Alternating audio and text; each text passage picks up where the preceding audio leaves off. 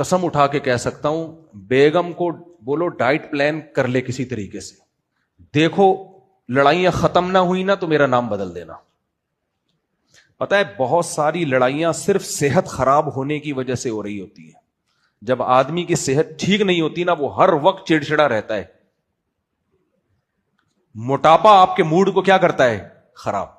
تو پہلے جو دماغ میں دنیا کی محبت کا گند بھرا ہوا ہے، جس کی وجہ سے ڈپریشن، اسٹریس، ٹینشن، اس گند کو، اس ڈبے کو کیا کرنا ہے؟ خالی کرنا۔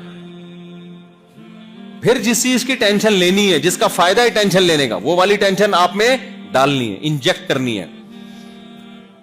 ایسا نہ ہو کہ آدھا بیان سن کے آپ لوگ چلے جائیں، دنیا کی ٹینشن نکل جائے اور وہ والی ٹینشن جو میں ڈالنا چاہ رہا ہوں وہ آئی نہیں، تو بالکل ٹینشن فری ہونے کا بھی نقصان ہے۔ ہمارے ایک استاذ گئے تبلیغ میں 1 سال کے لیے، بڑے موٹے ہو کے آ گئے، وہ بڑے مزاحیہ تھے۔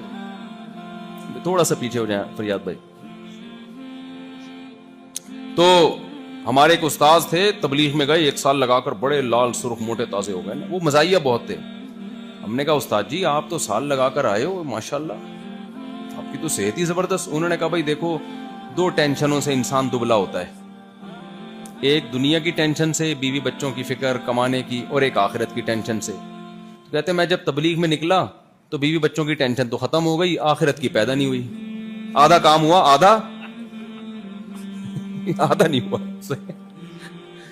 کہہ رہے ہیں یعنی اپنی نالائقی بیان کر رہے تھے کہ بھائی میرا تبلیغ میں تو جب انسان جاتا ہے دنیا کی ختم ہوتی تو آخرت کی پیدا ہوتی ہے نا، تو کہہ رہے ہیں میں نالائق آدمی، میں جب گیا تو دنیا کی ختم تو ہو گئی، آخرت کی پیدا ہوئی نہیں، تو بالکل ٹینشن فری ہو کے آ گیا، تو کیا ہو گیا؟ موٹا ہو گیا میں۔ تو ایسا نہ ہو آپ آدھا بیان سن کے چلے جائیں، دنیا کی ختم ہو جائے اور جو میں چاہ رہا ہوں وہ والی نہ ہو، تو یہ مسئلہ خراب ہو جائے گا۔ پورا بیان سن کے جایا کریں۔ لوگ میرا 4 شادیوں کا بیان سن لیتے ہیں، جو حقوق والا بیان ہے اس دن وہ بیان میں آئے بھی نہیں ہوتے، جس میں بیویوں کے حقوق کی بات ہوتی ہے۔ لوگ میرا وہ بیان سن لیتے ہیں جس میں میں نے کہا ابا اگر شادی نہیں کر رہے تو کر لو شادی، خود سے کر لو۔ وہ والا نہیں سنتے جس میں ہوتا ہے کہ اپنے خرچے پہ، صحیح ہے نا، وہ پھر ابا کو سے زور ڈال کے پیسے لے رہے ہوتے ہیں، تو ابا کے خرچے پہ تھوڑی، اپنے خرچے پہ میں نے کہا تھا۔ اچھا بھائی، تو نبی صلی اللہ علیہ وسلم نے فرمایا کہ ایسے روزی ملے گی جیسے پرندوں کو، تو بیسک ضرورتیں تمام پرندوں کی ہم دیکھ رہے ہیں پوری ہوتی ہیں، بچے بھی بڑے ہو جاتے ہیں، اللہ یہ کہ کوئی حادثہ ہو جائے وہ تو پھر کوئی انتہا نہیں ہے حادثہ، جب اللہ ہی نہ چاہے کسی کو پنپنے دینا تو زلزلے بھی آئیں گے، سیلاب بھی آئیں گے، تو وہ تو پھر مالدار غریب اس میں برابر کے پستے ہیں۔ تو آج سے ایک کام آپ اپنے دماغ میں بٹھا لیں کہ ہم نے اپنی بنیادی ضرورتوں کو فوکس کرنا ہے، اور ہم میں سے کسی کی بیسک ضرورت پوری ہو گئی تو ہم نے زیادہ کی کوشش تو کرنی ہے، زیادہ کی ٹینشن نہیں لینی۔ کوشش کریں، کیوں؟ کوشش کی حدیث میں ترغیب ہے، المؤمن القوی احب الی اللہ من المؤمن الضعیف۔ نبی صلی اللہ علیہ وسلم نے فرمایا پاورفل مومن اللہ کو کمزور سے زیادہ محبوب ہے۔ علماء نے لکھا ہے اس میں جسمانی طاقت بھی ہے، معاشی اکنومیکلی آپ مضبوط ہوں یہ طاقت بھی ہے، نالجیبل ہو آپ کے پاس نالج کی طاقت ہو یہ بھی ہے، کوئی فن کی طاقت ہو آپ کے پاس تو یہ بھی۔ تو کسی بھی لحاظ سے آپ اپنے آپ کو پاورفل بنانے کی کوشش کرو گے تو آپ اللہ کے محبوب سے محبوب تر بنتے چلے جاؤ گے۔ بنیادی ضرورتیں پوری ہو گئیں، اب ٹینشن لینے کی اجازت نہیں ہے۔ ہاں پاور سے پاور حاصل کرنے کی کوشش کرو گے اور اچھی بات ہے۔ اکثر میں اس موقع پہ اپنا ایک واقعہ سناتا ہوں۔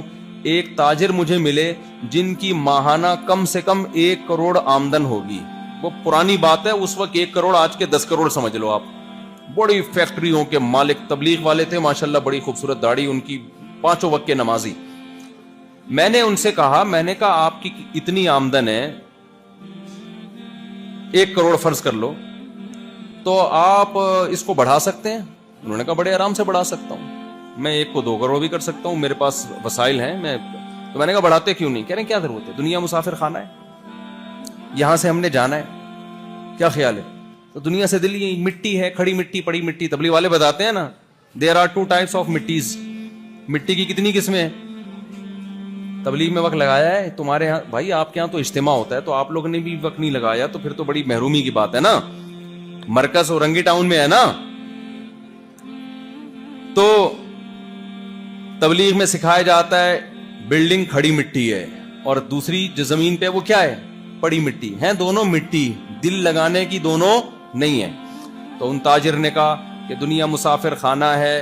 मुफ्ती साहब आप लोग के बयान से ही सुना, उलमा से सुना, तो जब 1 करोड़ में मेरा अच्छा गुजारा हो रहा है तो 2 करोड़ की कमाने की क्या जरूरत है। मैंने कहा मुसाफिर खाना होने के लिहाज से 1 करोड़ भी बिला वजह कमा रहे हो आप। वो पागल आदमी है जो 1 करोड़ लेके बस में सवार होता है। मैंने कहा मुसाफिर खाने के लिहाज से तो टमाटर बेचो मेरे भाई आप।